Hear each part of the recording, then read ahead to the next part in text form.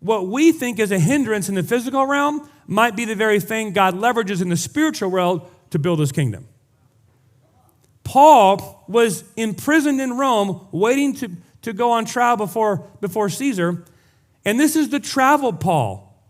This is the guy who liked to move. I'm getting into my points here. So let's end there. Stop, pause, self-control. That's chapter 20. We'll come back and we'll mine it out in detail next week. But did you see the parallel tracks in Paul's life? Now, I'm asking the Lord to connect the dots in your life because you're prone to only see the suffering hardship track. And I'm telling you, there's a blessing track there if you'd look. So, what to do when your plan fails, all seems lost, and you don't have a clue. I frame it this way because this is how I regularly feel. I don't want you coming to a church where you think the pastor has his act together. I do not.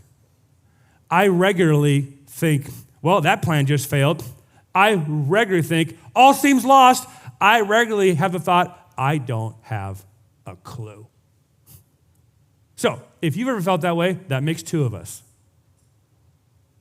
And my question is, what should you do when you feel like that, like I have felt for 16 years?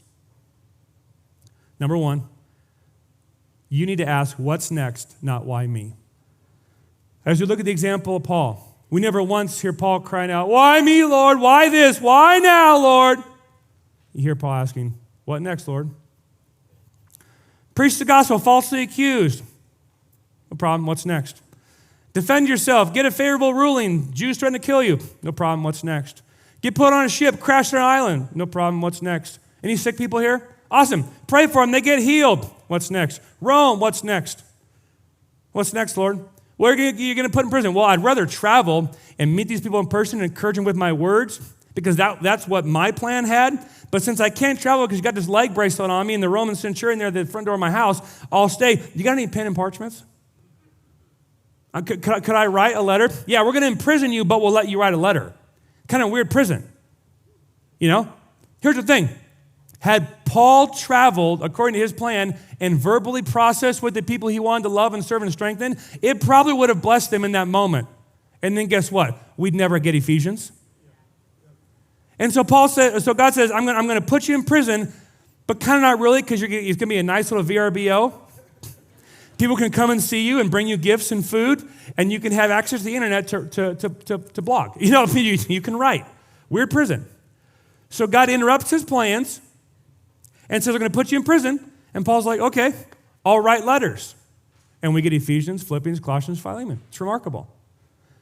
Which means your action step needs to be, you need to learn to cultivate a Christian instinct. And the Christian instinct is to say, God's always moving, he's always at work, he always has things for me to do, and I'm never out of the fight, what's next? The immature Christian asks, why me, Lord? The growing Christian asks, what's next, Lord? I want to get that in your language and your bones so that you start cultivating that kind of instinct, that kind of what's next instinct, not why me instinct, because that's a victim. Why me is defensive and a victim. What's next is offensive as a victor. The questions you ask will guide the life that you live, and maybe one of the keys to your Christian life is you need to start asking different questions. Not why me, Lord, but what's next, Lord? Hey everybody, Pastor Josh here. If you enjoyed that clip, you can check out the full sermon right here.